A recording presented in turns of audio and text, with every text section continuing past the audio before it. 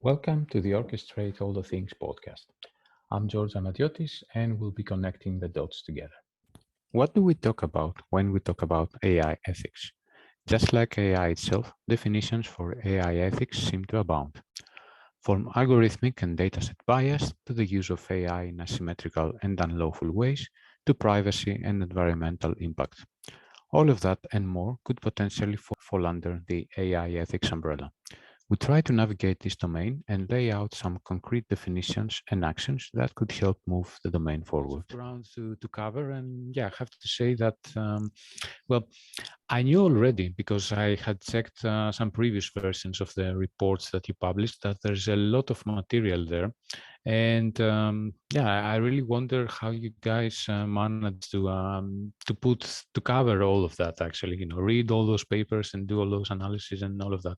But first things first. Okay, that's why I thought, and also considering that there's people, like listening to the podcast who have no idea who you are and the work that you do. That's why I thought it's a good thing to start with a little bit of background about yourself and what you do and how this institute was funded, what it's supposed to do, and just background information. Yeah, absolutely. So yeah, first off, a big thank you to you for inviting me onto your podcast as well. So I'm Abhishek Gupta. I'm the founder and principal researcher at the Montreal AI Ethics Institute. The Montreal AI Ethics Institute is an international nonprofit research institute with a mission to democratize AI ethics literacy. We do that through various initiatives that center on community building, on education, and doing fundamental research. Um, my background is I graduated from McGill University in Montreal with a degree in computer science, and so that's my background coming from a technical space. But over the years, as I've been working in this space, I've been upskilling myself in the social sciences as well, because I think the right approach to the space of AI ethics is an interdisciplinary one. And I was lucky to be involved with people who were, generous with their feedback in telling me what are the areas in the social sciences that I need to cover and dive into so that I could supplement my technical background. And that sort of helped me round out, my sort of academic and practical background in terms of the domain. I also work as a machine learning engineer at Microsoft in a team that's called Commercial Software Engineering. So we are a special division within Microsoft that gets called upon to solve the toughest technical challenges for Microsoft's biggest customers. What that means practically, at least for my work in the domain of AI ethics, is that I have hands-on applied experience with building machine learning systems. So a lot of the things that we talk about, a lot of the issues that we talk about, they are quite concrete to me, and so are the solutions as we think about them. So it's not so much only thinking about these ideas in the abstract, but also thinking about, well, how do we put these principles into practice? A little bit more about the institute itself. The genesis of the institute was as an initiative for lowering barriers and increasing inclusivity for people from all walks of life to participate in the discussions around AI ethics. Back when we started, it will seem surprising now that AI ethics has become so mainstream, but back then it was these discussions were being had only in small pockets around the world. They were quite fragmented, and the degree to which people were able to participate was quite limited, both because of self-erected barriers, but also because of barriers erected by others. Self-erected barriers were perhaps a lack of confidence in one's own abilities, be that, thinking that you need a PhD in AI to be able to, comprehend and participate in these discussions. And the barriers erected by others were, stemming from a place where people thought that, well, you need to come from a certain background or to have, certain credentials before you should be allowed, in the room, on the table, to talk about these issues. And so the genesis of the institute was, well, how do we create a space so that we can invite meaningful discussion? And I emphasize the word meaningful here because it's important that the discussions come from a place of informed knowledge, and come from a place where we understand the nuances of these issues. It's not enough to say, hey, do no harm. Yes, that's a great idea, but what does that mean? Do no harm to whom? What does harm mean? And who are the arbiters of whether we're doing harm or not? And all of these things, are not new ideas. They've been debated upon and thought about in other domains as well, which is why I think, I go back to what I started with, which is that an interdisciplinary education, or at least, being open and listening to people from all walks of life is important, because they've perhaps already grappled with these issues and thought about these issues in depth before. So learning from them, building on those ideas, I think is the way to go. Yeah, I do agree that having an interdisciplinary approach is the right way to go, especially for something as wide, let's say, and also as deep as this topic, so AI ethics. And that also shows, I should say, in the way that you structure your report. Actually, I like the fact that it's structured precisely like that, so both wide and deep. So you cover some research in depth, and then you also cover some new developments, let's say, trying to cast a wide net into figuring out what's going on in the field. So besides yourself, I know that there are also a few other people involved in the institute working there. And I was wondering a couple of things. First, if they also have different backgrounds, interdisciplinary backgrounds. And the second thing I was wondering is, well, whether this is a full-time job, let's say, for you or for the others as well, or this is a passion project, basically. Yeah, those are good questions. So we've always operated in a manner where we have the potential to invite people to work with us, either in a full-time or in a part-time capacity. At the moment, our current staff makeup consists of everyone volunteering their time in addition to their full-time roles, including myself. And each of them come from a very different background, which I think is what allows us to cover these topics in their breadth and their depth. One of our staff members is a professor at Union College, and so she brings a wealth of experience, especially around pedagogy in AI ethics. So how do we actually teach AI ethics effectively, especially as there's been rising interest, of course, in the domain.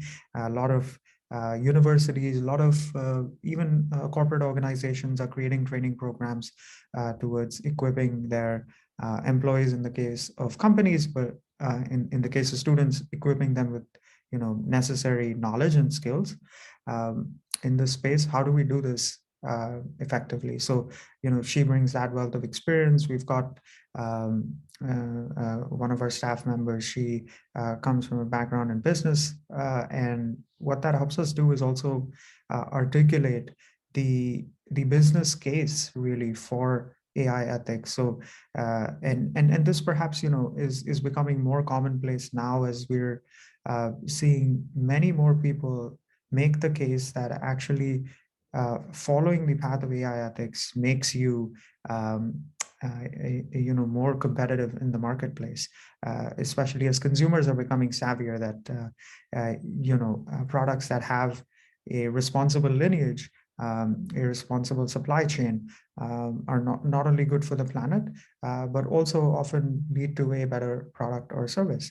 Another one of our staff members comes from a background in philosophy, so a deep understanding also of areas like Ubuntu ethics and non-Western ideas of philosophy, which I think is again a testament to the fact that we shouldn't just be looking at Western ideologies when we're trying to formulate these principles and practices, because if we solely look at one way of thinking, we're repeating patterns of colonialism, of tech solutionism, and exporting one way of thinking from a very, very small part of the world to the rest of it, which obviously doesn't serve the needs of those communities.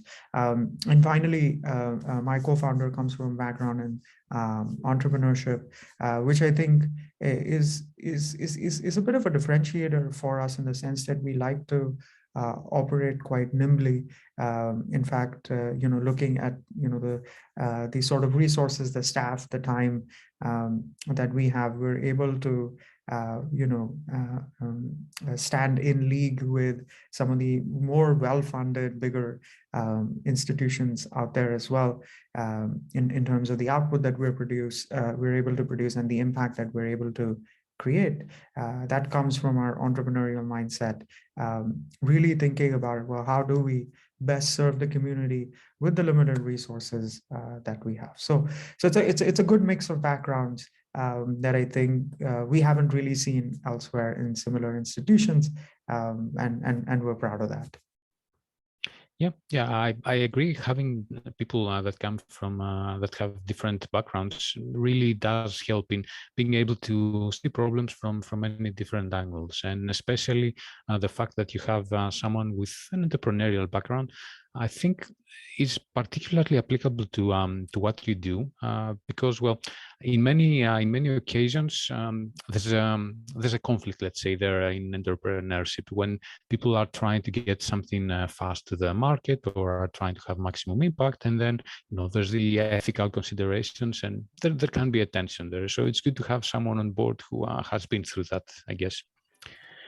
And you also spoke about the impact that you are trying to accomplish through the institute, and I already know of one of the ways that you are trying to do that, which is actually the occasion why we're having this conversation. So you publish periodically, I think twice per year, if I'm not mistaken, these reports, which again are quite comprehensive. I would say they cover lots of ground, many different areas as well.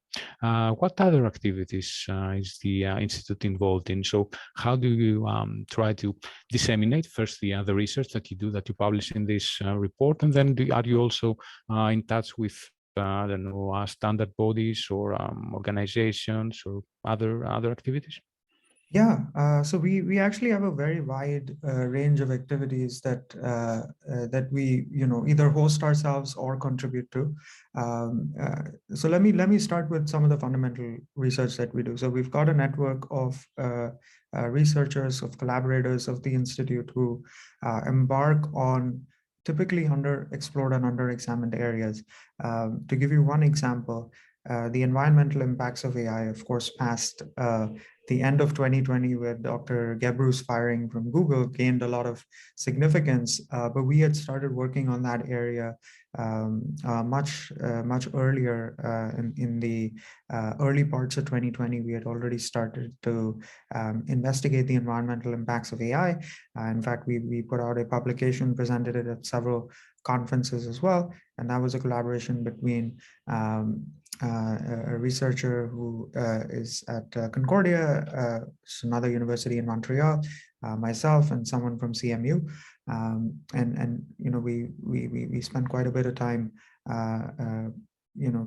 understanding, well, what are the environmental impacts of AI systems first and foremost, but also what does it take to trigger behavior change in the practices of developers, designers, the various stakeholders involved in the AI lifecycle, so that we can actually mitigate those environmental impacts of AI. Other areas that we've invested efforts in are looking at how you integrate effectively these technical measures in the AI lifecycle. So taking an MLOps approach, which is how large AI systems are managed in production at all the big organizations that build and deploy these systems as a part of products and services, and finally, looking at other areas like what are the research trends, and what are the gaps in those research trends that need to be filled when it comes to AI ethics. So doing quantitative analysis, looking at power dynamics in the domain of AI ethics. In fact, we have a publication with a co-author of mine under review at FACT 2022 that looks exactly at these power dynamics, specifically in the context of auditing processes and requirements in the domain of AI ethics. And the goal with all of this fundamental research is to elevate the level of conversation that we have around this subject in our communities in this domain. And we do that through disseminating it through the State of AI Ethics reports, as you mentioned, but we also do that through our weekly newsletter that we publish called the AI Ethics Brief, that captures, again, a lot of these insights and shares them out almost real time, as we can say, in a sense, by publishing it on a weekly cadence. But we also host sessions like public workshops that invite people from all walks of life to come in, have an hour and a half, 2 hours with us, our staff, and deep dive into these areas where our format is a little different in the sense that it's not a one-way lecture or a one-way presentation. What we seek to do is to invite people in and really give them also the opportunity to chime in with their ideas, because it goes back to what I was saying earlier, which is that people from all walks of life, have something to contribute given their varied backgrounds, and it behooves us to listen to them and incorporate those ideas into our practice, into our understanding of the field. And so our sessions are structured, our public workshops are structured so that we do that work by inviting these people, listening to them, giving them an opportunity to share what their aspirations and concerns are about the field. And finally, we work with a whole host of government bodies, public entities, multilateral organizations. For example, we worked with the Joint Artificial Intelligence Center, the Department of Defense in the United States. We work with the Office of Privacy Commissioner of Canada. We've worked with IEEE. I chair the Standards Working Group at the Green Software Foundation. We've contributed to publication norms for responsible AI work at the Partnership on AI. We've made contributions to the Scottish National AI Strategy. We worked with the Prime Minister's Office in New Zealand. We've done work with UNIDIR, so the United Nations Institute for Disarmament Research, in assessing the AI ethics aspects of autonomous weapon systems as well. So we're lucky that these public entities, these government bodies, multilateral organizations trust us enough to bring us into their processes, into their thinking, and allow us to make contributions there. One of the most exciting contributions that we've made so far, that I'm really looking forward to this year, is the Algorithmic Accountability Act 2022 that's going to be put up for discussion in the US. So this is an effort that's being led by Senator Wyden in the US, and we've been involved in that process since the very early days. Have reviewed multiple drafts, provided comments. In fact, we're happy to see some of the suggestions that we've made show up almost verbatim in the text of that Algorithmic Accountability Act as well. So yeah, that's those are a few ways that we help to contribute to this very wide ranging domain of AI ethics. Yeah, indeed. And, I wonder, when do you ever get to sleep? I mean, having day jobs and doing this work, but let's stick on the on the wide part that you concluded with, because actually that's the next thing that I would like to touch on with you. So, indeed, it is a very wide domain. I think AI ethics is a term that potentially means many different things to many different people. And I was trying, as a kind of mental exercise, let's say, to make a list of the different areas that this term invokes for me. So I could think of things like bias, algorithmic bias, like the one that you just mentioned, that this act is meant to counter. I could think of use of AI in asymmetrical or potentially unlawful ways, such as use in the military or face recognition, or the fact that many of these very lucrative otherwise AI models rely on very low paid work, or data privacy and surveillance issues in general. And there's also the environmental impact that you touched upon, and has gotten quite a high profile in the last couple of years, and I think that's a very good thing, actually. And there's also national and international policy. I know that in the reports you also touch upon privacy. And to me, that's a broader issue, not necessarily strictly related with AI. There is some overlap, but I wonder whether it strictly falls under AI ethics. But that's as far as I got, let's say. Do you have like a more concrete, let's say, definition of what AI ethics is, what it applies on? Yeah, so and that's been one of the challenges, I think, as well, right? And we sort of touch on that in the report too, where just the sheer number of sets of principles and guidelines that are out there that each try to slice this area or segment or categorize this area into subdomains is sometimes overlapping, sometimes not, sometimes terms are used differently. For me, I think I strive to put it under four broad buckets, at least as a mental model, which is in terms of the privacy and security implications, in terms of reliability and safety, then in terms of fairness and inclusiveness, and in terms of transparency and accountability. And these are, I think, sort of four core pillars for me that constitute the entire domain of AI ethics. And of course, there are always changing meanings and context for each of these terms. Also, new areas come up now and then, but at least my thinking at the moment centers on these four pillars.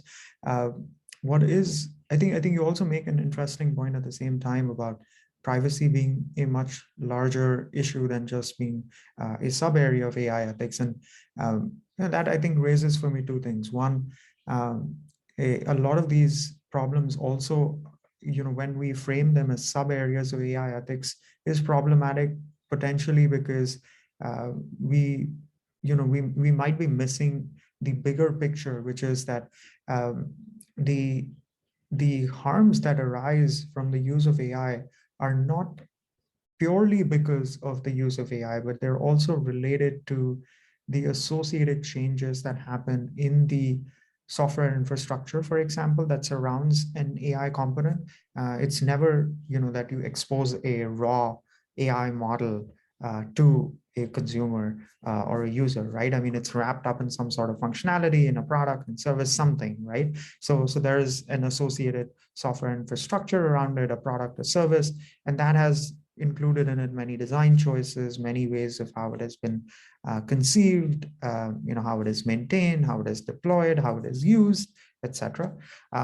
But also the impact that all of these products and services have on the ecosystem that surrounds them, right? And the ecosystem really being the socio-technical ecosystem, right? So how does it reshape relationships between humans, etc.? So if we frame, all of these sort of subdomains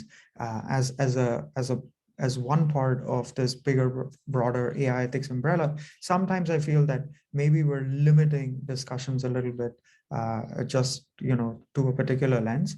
But when you look at things like privacy, on the other hand, I think the introduction of AI into a lot of products and services has had implications that exacerbates privacy problems compared to what we were capable of doing before, and capable in a negative sense, in the sense of intruding on people's privacy. What we were able to do before versus now, powered by AI capabilities, we're able to, almost shine a light on every, nook and cranny, every crevice, sometimes even crevices that we didn't even think to look for.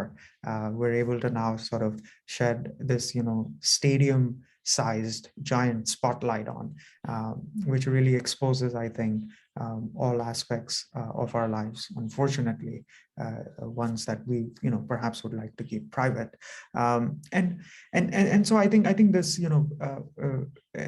when we talk about, okay, well, what does AI ethics mean? A part of it is, we have to offer some definition. Otherwise, well, how do we talk about something if we haven't really defined it? But also, I think it should come with a little, asterisk and say, hey, this is just one way of framing and discussing it.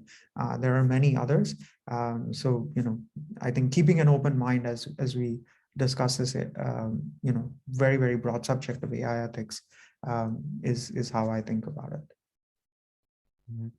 Yeah, you're right about the disclaimer. To me, it was also good to try and get a feeling of what the conversations are that are being had at the moment, and getting a read through your report helped me do that. And after doing that, to the extent that I managed to do it, at least I still get the impression that it's very much still under formation, both the definition and the discipline itself. So there is many different voices and many different people pulling in different directions, let's say. And well, let's actually get to that part. So the new report and what's included in it. And I know we don't have a whole lot of time to cover it all. Even if we did, it would be impossible. So I just tried to pick a few topics that caught my eye. And of course, feel free to also identify topics that you feel are worth highlighting through it. And I would start with actually something that I think pretty much resonates with what you have said so far. So I saw some research called the proliferation of AI ethics principles. And in that, the authors try to shed some light on what are or what should be the guiding principles for AI ethics. And for me, the takeaway from that is that, well, there's a lot of things to consider and many different views, basically. So I don't think the domain has crystallized on a set of guiding principles yet.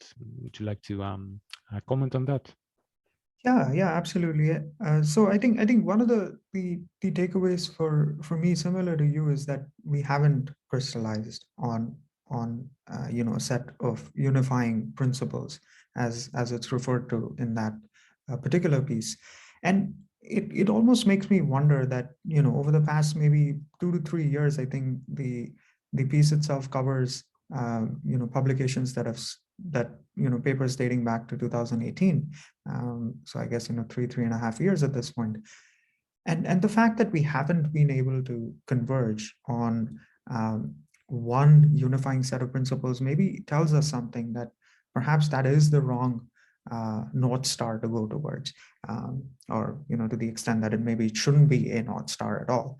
And what I mean by that is, often if we try to look for the broadest set of unifying principles, it necessitates that we become more and more abstract.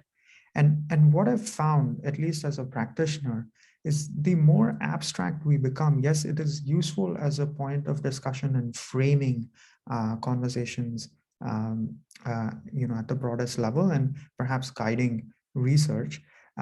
When it comes to practical implementation, we need a little bit more concreteness. Saying very, very abstract and very high level makes it incredibly difficult for someone who, let's get very practical here, right? So if I'm working on a project and, it's a 3-month project, and, we've been working on, issues of, bias, let's say, in the system, and, we've put in place some practices, etc., to mitigate bias, and, we're nearing the end of that project,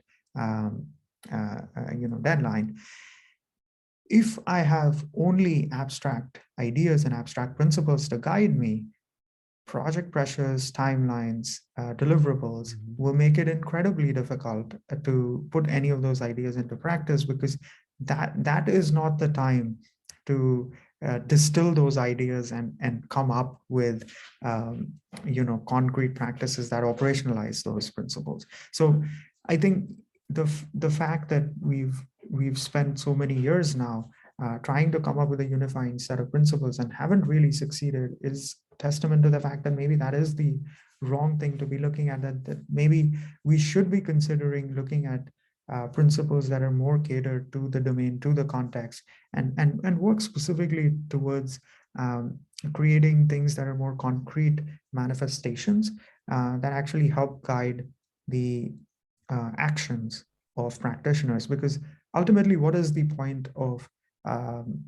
discussing this domain of AI ethics and working in it is ultimately to steer the actions or to change behavior of the various stakeholders in the AI lifecycle, not just as a thought exercise. Of course, it is useful. It helps us articulate, what we as humans value and what we would like society to be. But that's not the end, be all and end all. What we really want is to create change, right? And to create change, folks who don't spend all their time thinking about these issues in the abstract need some concrete guidance. And so I think with the proliferation of these AI ethics principles, I think perhaps a signal for us from that is that we should be moving towards creating more concrete manifestations of actions that people can take in their daily practices so that they can realize those principles in practice. Mm-hmm.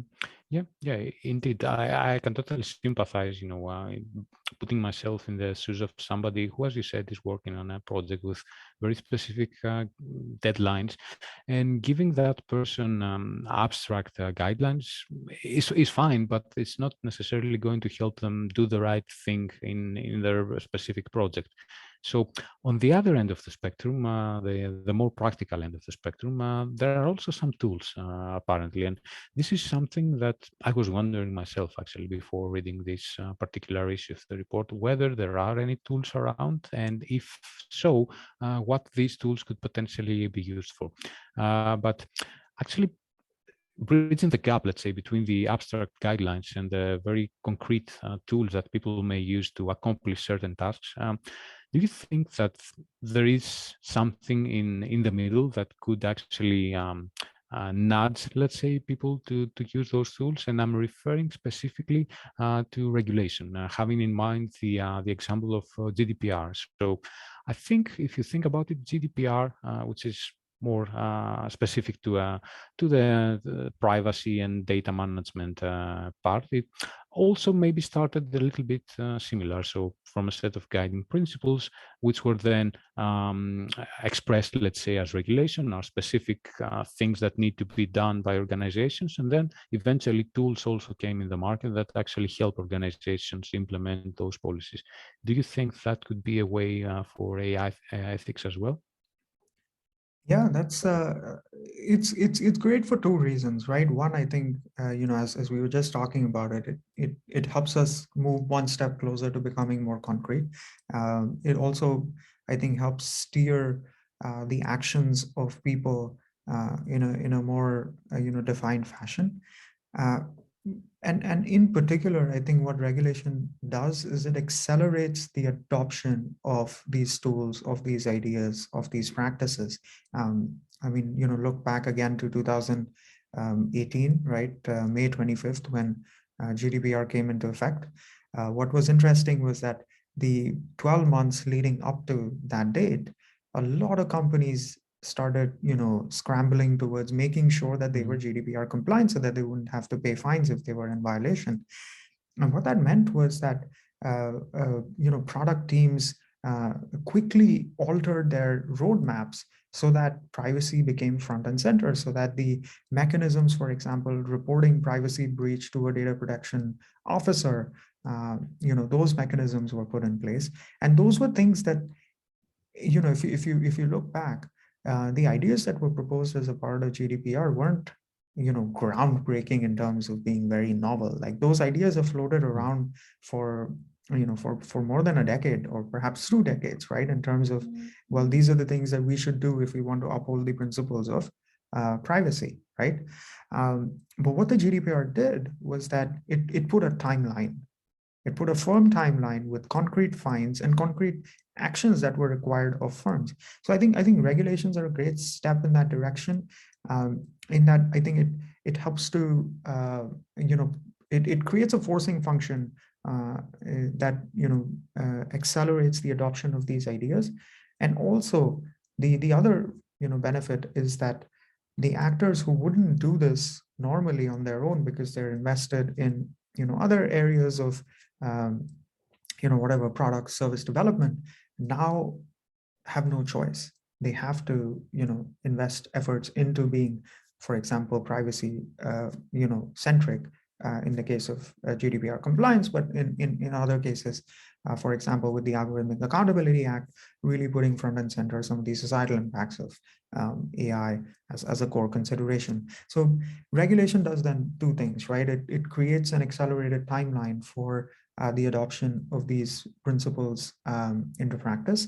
And it also steers the entire ecosystem of organizations that are building these products and services to actually take these ideas and put them into practice, which is maybe something that not all of them would have done if there was no forcing function for them.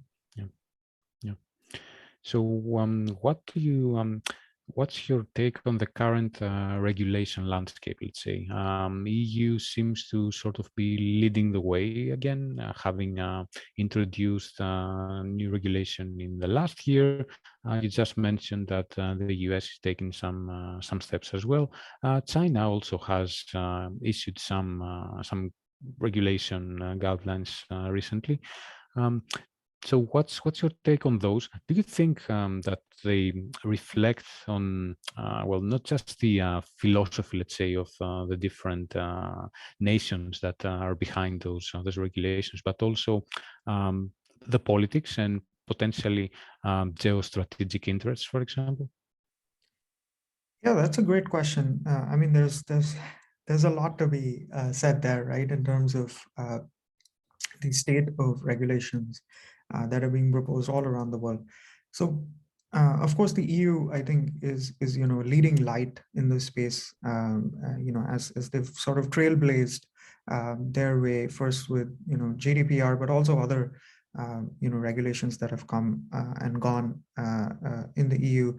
It's commonly framed as the Brussels effect, right? So things that get developed in the EU kind of set the gold standard in a sense for the rest of the world. And I have thoughts also in terms of whether that is the right approach of taking a single gold standard.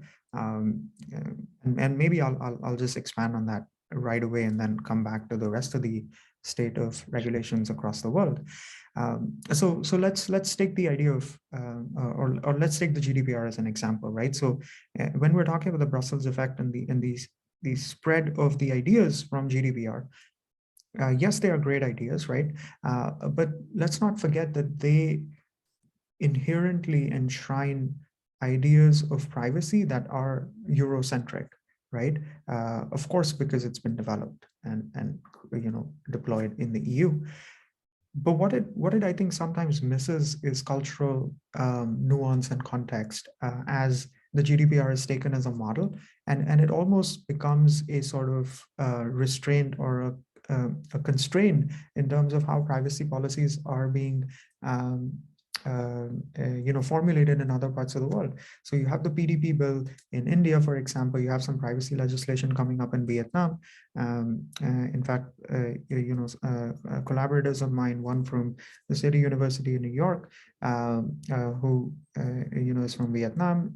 She, myself, someone from the Vidhi Center for Legal Policy in India, and another one of our collaborators from Vietnam. We're all working together on analyzing this subtle yet pernicious effect of um, how we tend to sort of fixate on GDPR as this gold standard, and exporting that to all other parts of the world where the policy making process gets constrained artificially, because people try to again emulate just that, and forget about what privacy might mean, if sometimes it means something different within a local cultural context, and making sure that, for example, in the Indian context, that we are sensitive to what privacy means to Indians, and how they would like for a bill to protect their privacy rights based on their own privacy definitions, is something that warrants consideration. I'm not saying that it is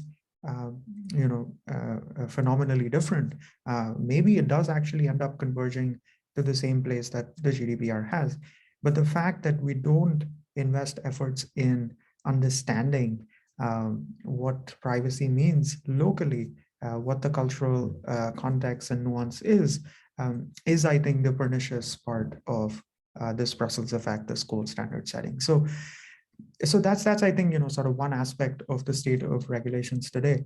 The other aspect being that I think as regulations are being formulated in different parts of the world. So you mentioned, of course, for example, you've got the EU AI Act from the EU. You've got some things coming out of the US as well. China's got now things that it is working on. What it might do is create an even more fragmented ecosystem, placing higher burdens on organizations that strive to get compliance to each of these regulations. And my speculation at the moment is that it might actually unfavorably disproportionately favor is a small set of organizations who actually have the resources to invest in becoming compliant to each of these regulatory areas. And then, at least globally, they'd be able to grab a larger share, a larger market share, compared to resource constrained organizations who maybe just don't have enough resources to be able to become compliant all across the world. How do we bridge that? I don't really have answers just yet, but I think it's something that we need to be thinking about, which is, well, what are the market effects of having different sets of regulations that impose different sets of requirements that are non-overlapping, that make it difficult to comply with each of them, perhaps, negatively impacting the competitiveness of various markets. Yeah, that's a valid point. And I think initially, at least, the response to GDPR, for example, was for many companies who just didn't have the resources or thought that the European market was not important enough for them, was simply to pull out of it, and so that they don't have to comply. Exactly, and I think also, it does two things, right? So it for those companies that pull out, they've reduced then the choice, the consumer choice in the local market, so in the EU market in that case, right? Because now you've eliminated some offerings, but also it, in the broader sense, decreases diversity, also perhaps hinders innovation, in a sense that we're really striving to impose sort of these constraints on organizations that require a heavy dose of resources. My sort of counterpoint to that would be, if at the same time we put out these regulations, we also make available open source tools that help these organizations become compliant, we might actually democratize the ability for many firms to compete. So we get the positive benefits of having these regulations that are in the interest of citizen welfare. But at the same time, we equip companies to become compliant rather than each of them having to go in and develop their own processes, their own tools so that they become compliant. So a parallel investment in making tools and processes open source and available for organizations, I think is going to be equally important. Yeah, that sounds like a good approach. I have to say, though, that personally I'm not aware of an instance in which this has been done. I think typically the thinking behind regulations that, well, we'll basically impose, let's say, a set of rules, and then we'll just let the market figure out the rest. So for the tools part, for example, it's like, okay, so these are the rules that people have to comply with, and then, you know, they will just, the market will answer that, so they will emerge solutions that will help people actually become compliant. The approach you're suggesting seems to be more holistic, if nothing else, but as I said, I'm not aware of any instance in which it has been taken. So one example that actually does come to mind that, and I admire this group a lot, is this group called Tech Against Terrorism.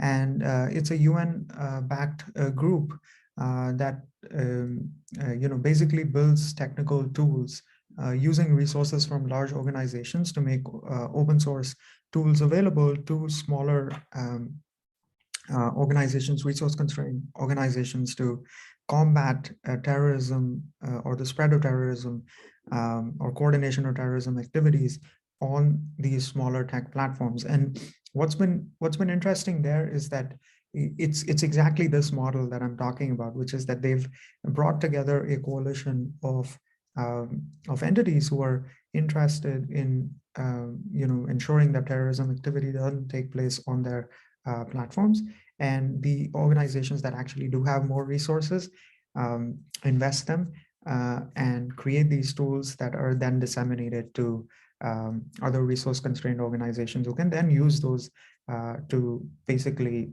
sort of elevate themselves to the same level in terms of being able to combat these pernicious activities on their platform. So there is some precedent for it, right? But of course, it requires an organization, a body to coordinate these activities, to steer these activities in a way that actually benefits the entire ecosystem, rather than further fragmenting it, so that we create this unfair, I think, and disadvantageous market structure.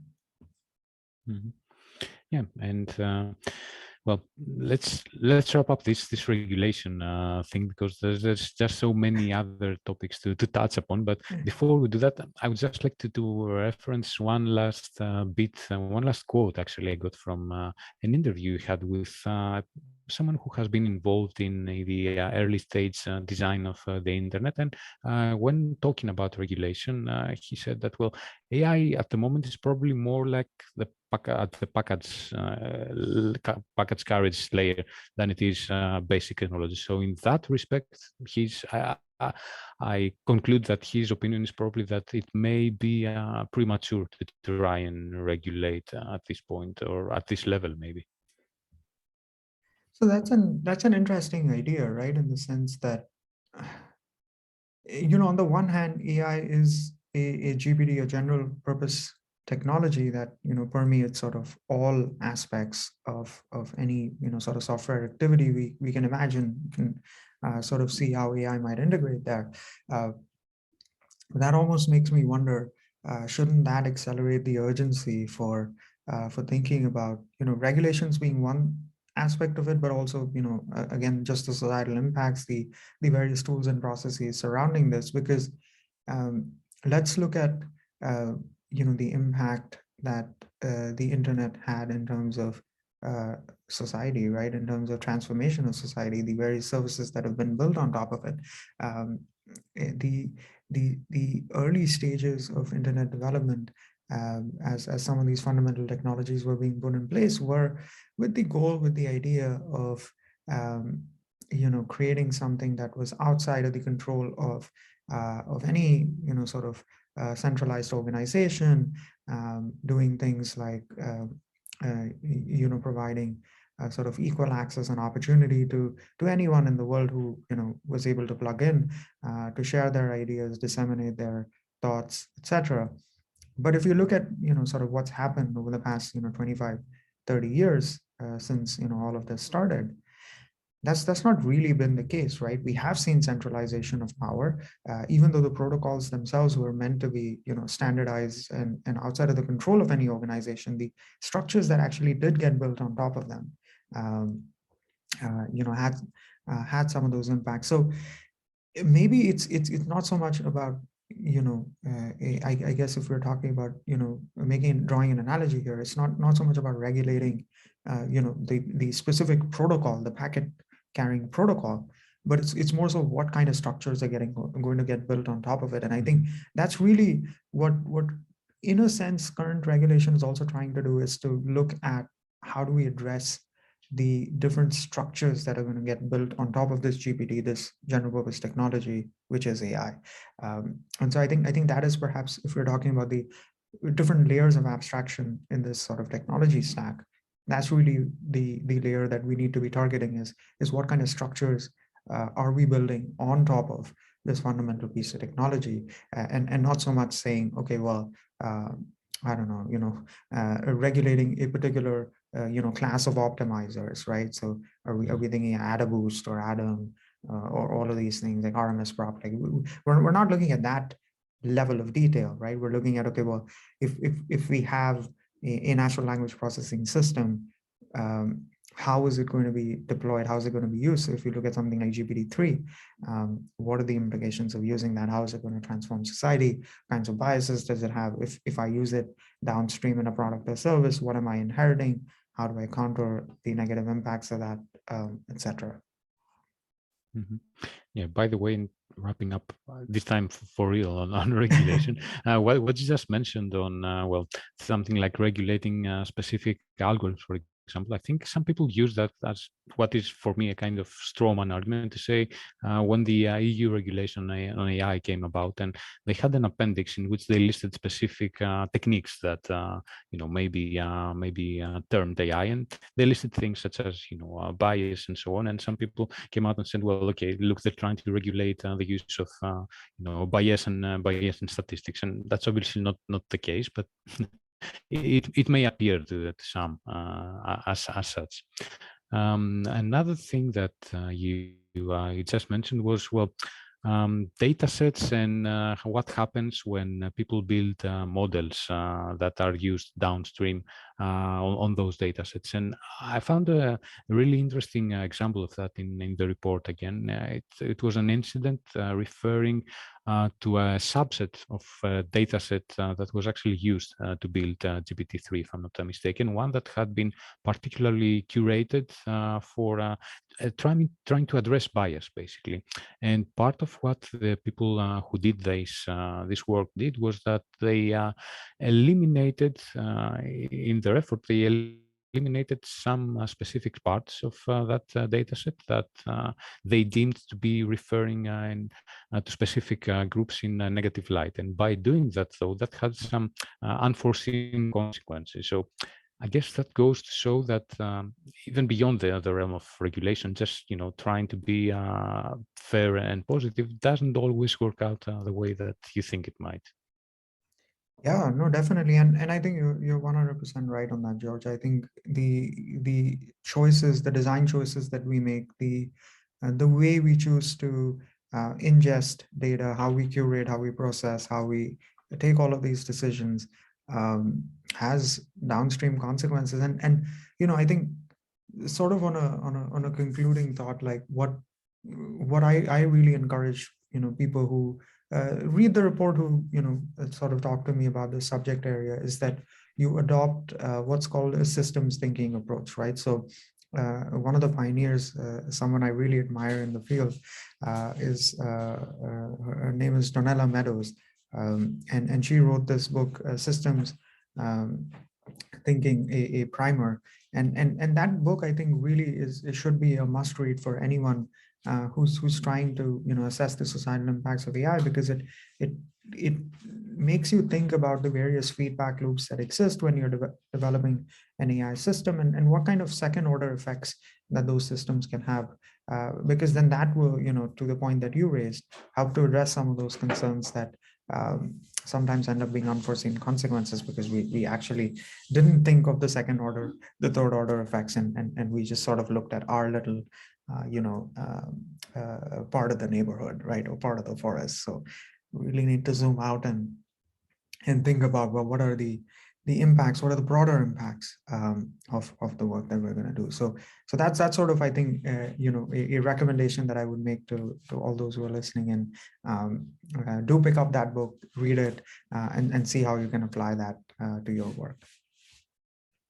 Yeah, and I would also recommend, well, do pick up that report when it does come out on Monday, and well, at least try to go through as much of it as possible, because, like I said, it's quite comprehensive. But well, pick out the part that interests you the most, and just do it. So thanks very much for your time. I guess it's about time that we wrap up, and yeah, good luck with your work going forward. Thank you so much, George, for having me on the podcast. I really appreciate the opportunity and the questions. This has been a delightful conversation. Yeah, I wish maybe we can continue that conversation on some other occasion as well. For the time Absolutely. being, thanks a lot, and enjoy the rest of your day. Bye-bye. Thank you. You too. Bye. Bye. I hope you will enjoy the podcast. If you like my work, you can follow Linked Data Orchestration on Twitter, LinkedIn, and Facebook. I hope you enjoyed the podcast. If you like my work, you can follow Linked Data Orchestration on Twitter, LinkedIn, and Facebook.